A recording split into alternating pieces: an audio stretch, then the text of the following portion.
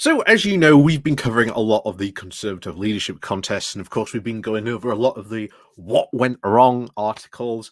And interestingly enough, today, I think for the first time, we've actually got someone coming forward saying, this is reform's Achilles heel. This is how we are going to beat reform. So, this is kind of interesting that this is obviously coming from a conservative perspective of how they intend to beat reform. And he has narrowed it down to sort of three things. It's Ukraine, which, okay, that's quite interesting. How he thinks Ukraine is one front but to beat him too, but we'll get into that in the moment. Climate skepticism, again, interesting. And then the final one, a libertarian economy, which I think is ultimately is going to be the hardest one, I think, really to sort of sell to the current Conservative Party. We've said before, they are obsessed and stuck in this free market libertarian mindset. Now, you'd think, of course, that after disaster that was, cabbage, or sorry, lettuce, sorry to all the cabbages out there, lettuce, Liz Truss, you'd think that that mindset would be over. But remember, Rishi Sunak wanted the exact same policies as Liz Truss. He would have just gone about it differently. He wouldn't have, rushed into these policies and implemented them so fast. So make no mistake about it. This is something that, as we've said before, and we've been keeping on highlighting, there are massive problems, not only just in the Westminster Party that need to be really sorted out, but also in the non-parliamentary party as well. Just as we saw yesterday with David Gauke saying, hey, you are being too frightened of the membership to actually really tackle the serious issues of why the Conservative Party actually lost. And like I say, they're about to elect Kimmy Badnock in this. So, interesting times indeed. But of course, more about, shall we say, the Conservative leadership contest when that all sort of kicks off. But going over to today's article again, how this guy, or at least this Conservative former, I believe he was, yes, so he's currently a borough councillor in Crawley. So he's, local-ish sort of member, councillor, saying this is how we beat Farage. Let me know. Do you think this is what the Conservatives should do to beat Farage? But who knows? Let me know what you think down below, of course, in the comments. And of course, do remember to click the like and share button. And of course, as always, there is the YouTube thank you button, the Pony Club. And of course, as always, there is the YouTube thank you button, the Pony Club. Yeah, and the Buy Me Coffee link. That's one. I was forgetting one of them. But as always, thank you very much for all those people who do help us support the channel. Anyway, let's crack on then into this. So this is on Conservative Phone by a guy called Dominic Ramsey, how to find reform's Achilles heel. So he does the whole preamble about reform's a big problem, but this is how we can beat them. So first one, Ukraine. So in mid-June, the polls would be now beginning to show that the fabled crossover point, at which the Conservatives would be now relegated to the third most popular party, had now finally come. Fortunately, Nick Robertson saved our bacon by luring Farage into a trap of claiming that the Russians had been provoked, thus forcing Farage to now fumble over this issue in the following weeks as they had begun to now gain momentum. While it is true that Reform voters are more likely than the general public to take Farage's view, ultimately, the YouGov polls do show that during the campaign showed that over 57% of the voters did agree that Russia was either more responsible or completely responsible for the war in Ukraine. So obviously him saying, hey, look, when it comes to Ukraine, we were on the right side in supporting Ukraine. I would say this to him, though, just as we saw the issue with, that's going on in Gaza, the war in Ukraine won't last forever either. By the next election, by the next general election, that war will be over. By 2029, the war in Ukraine will be over. So you cannot rely on this as like a mainstream issue in which you are going to sort of focus your attention to defeat reform. Because by the next election, that will be over. But if in the meantime you do want to say, oh, hey, these were, Farage's views on the Ukraine war, on, him, towing the Russian propaganda line, yes, but by the next general election, how many of those voters are going to actually care about that issue? And bear in mind, you were talking about pulling back reform voters, because very, very much of these is about how you pull back reform voters, or at least bring those voters that went to reform back to the Conservatives. How many voters are really sort of going to care about that by 2029, when ultimately this war is going to be over, well over by then? Hey, make hay while you can from this. I agree, but it being a major reason, again, I don't think so. I really don't think so. But no, do let me know down below on what you think about that. So the next one I think is another interesting one, which is the climate change skepticism. So there was a lot in the reform contract that many of our voters would love to have seen in our manifesto: leaving the European Court of Human Rights, abolishing the IR35 rules, as well among them. But one line which would have caused most voters to grimace is, quote, "We must not impoverish ourselves in pursuit of unaffordable, unachievable goal of CO2 targets." Again, we covered that at the time when this is being talked about. This is not unaffordable. This is entirely doable, and these goals are entirely achievable. We just have to be really ambitious about what we want to do and how we're going to do it. So, there you go. But back to this. So, survey after survey did show that reform's climate change skepticism is now a fringe position amongst the public at large, with 2/3 of reform's own voters think that it's important that the government cares about tackling climate change. So, that's kind of interesting that you are now saying that you have to fight climate change, that you actually have to care about climate change. Because I will tell you this now, Rishi Sunak cancelling all those green ideals and green plans. By the way, remember at the same time as Prince William was over in the UN, I think it was, doing the Earthshot Award for like green initiatives. Yeah, was not the best look, really, and embarrassed the crown. Probably something you should not do.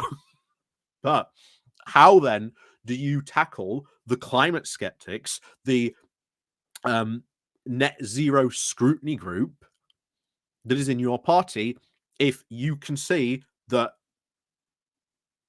the voting public cares about tackling climate change? This is a big split in the Conservative Party. So how do you intend to go after this? How do you want to do that? Yeah, yeah, you might have identified it as a Achilles heel, but then what does your own party start to say when you start to say, "Oh no, we actually should be focusing on net zero. We should be focusing on that," because already your party has really decided which side it wants to come down on. But you're noticing you're not mentioning that. So let's continue on this. So our successors, of course, in 2019, and Ben Houchen's more recently, do show that environmentalism is not a turnoff of our 2019 voter coalition in the way that our extremely liberal governance on immigration has been.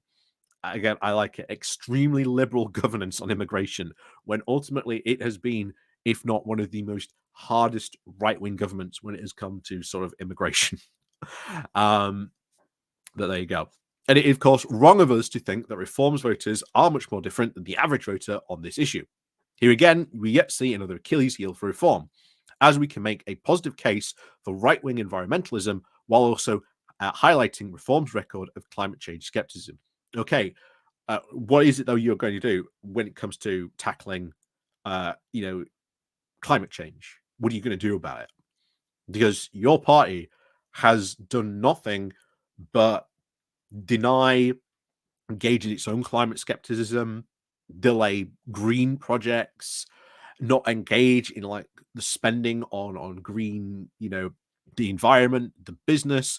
Look at the whole like Chris Skidmore as an example, someone who was a green conservative, one of the very few green conservatives, someone again who I say like didn't agree with the rest of his a lot of his other politics, but when it came to the net zero transition and the green economy, there was someone who got it. There was someone who was like, we need to do this. This is why we need to do it. This is how we can do it. And he was marginalized in your party. How are you going to stop that happening if other people start to do that? What does right wing environmentalism actually mean? That you need to think actually what you are going to do. What is it you are going to propose to these people? But there you go. And then finally, this one, the libertarian economy. This will be interesting. So, frankly, this final point will be the toughest to swallow for conservative politicians and activists across the country. It cuts against our instincts, but we are now seeing across the world that the right-wing parties either learn this lesson or are replaced by a right-wing party that learns it first. Socially conservative voters remember Margaret Thatcher very fondly, but ultimately do not think that libertarian economics are now suitable for the modern economy, which is leaving the non-London communities completely hollowed out. Shockingly, this has been something that has been coming up quite a bit. The fact that economically, we like those conservatives need to fundamentally rethink how they are looking at the economy. They are very few and far between. I will say that, but there are now a few going, well, actually, this libertarian economic thinking is it actually a good idea? Should we be involving in this? Who knows? Maybe they will turn a page. Maybe in a couple of years, maybe after a couple of leadership contests, maybe they will turn a page on this whole libertarian, free market fundamentalist ideological thinking, which also, bear in mind, drove Brexit as well. Maybe they will change on that. Maybe they will. But back to this. So, Les Republica, of course, in France, has now been replaced by the much more protectionist and economically left-wing National Rally. And, of course, the Republican Party in the USA has now morphed into an anti-free trade party to try and match what their voters now want. Again, surveys show that by contrast to Reform's classically Thatcherite manifesto, their voters are now actually on the left of the economic spectrum. And that in this area that a move to the centre would actually allow us to undercut reform.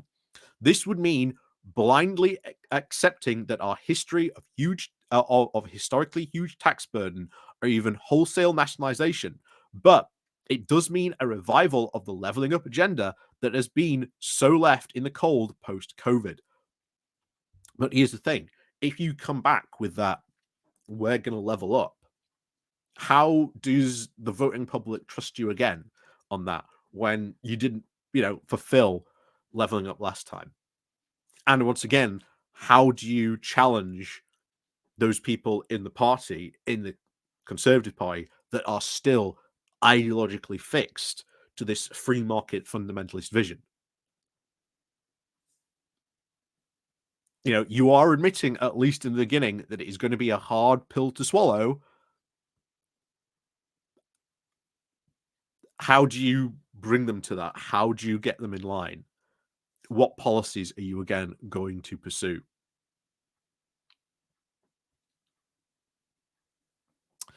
So, where in the past, he continues, it has now been so natural for us conservative activists to evangelize for free market forces and free trade, we now may need to start making the case for strategic government interventions and targeted protectionism.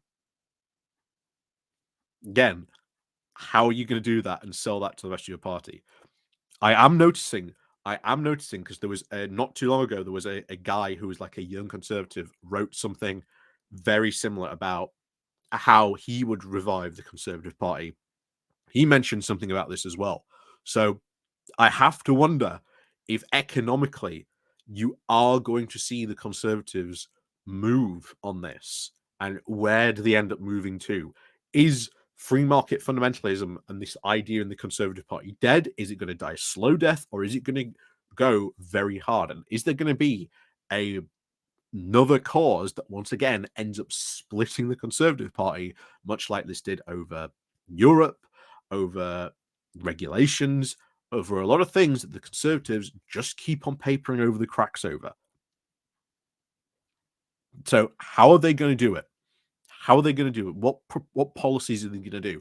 How are they going to make people, if they go back to reviving the leveling up agenda, how are they going to make sure that it actually happens this time? What are they going to do to that? So many other questions, this remains, unanswered, for many of these things.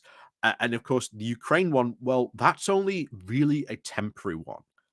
Because again, by 2029, you know, touch wood, etc., across everything, that is all going to be done and over.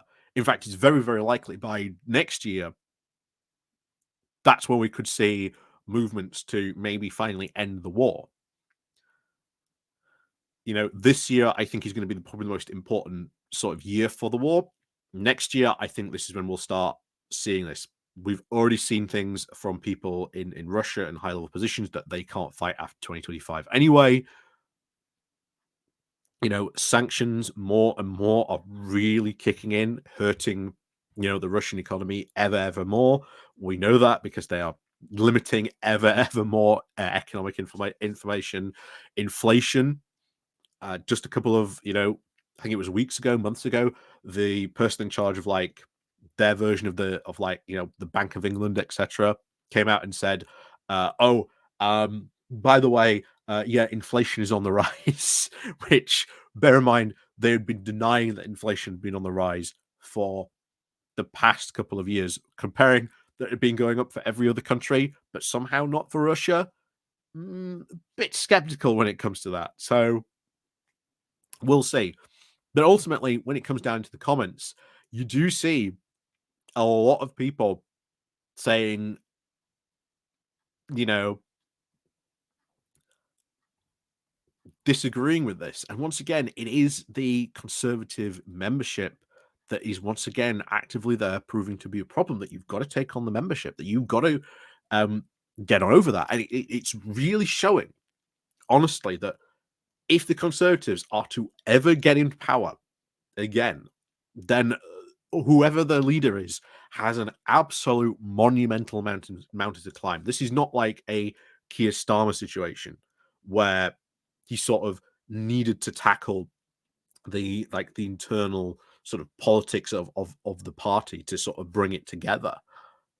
There's more than just that. There's everything, the splits, the disunity, the unanswered questions that have been going on for years, festering like open wounds within like the parliamentary party over all these number of questions. Even now, Brexit still technically still one of them. What do you do with the membership that is still once again pulling the party in really weird directions, and will vote for, again, a couple of months' time, they will vote for Kimmy Badnock. If she's on the final two list, that will be who becomes leader. So let me know what you think down below, for some of these things. But I am very, very skeptical some of these things are going to happen. But it is interesting that you are starting to see some younger conservatives, and bear in mind, this guy himself, quite a young for on the conservative end, pushing for that thing of, a change in, pushing away from, the libertarian economy. So interesting discussions are happening in the party. Where would this will end up leading them, where this will go, who knows? But all these discussions are now on track for yet more clashes, yet more civil warring in the Tory party. And oh boy, it's going to be interesting. It's going to be very, very interesting indeed. So, as always, thank you very much for watching. And of course, as always, we'll see you all next time.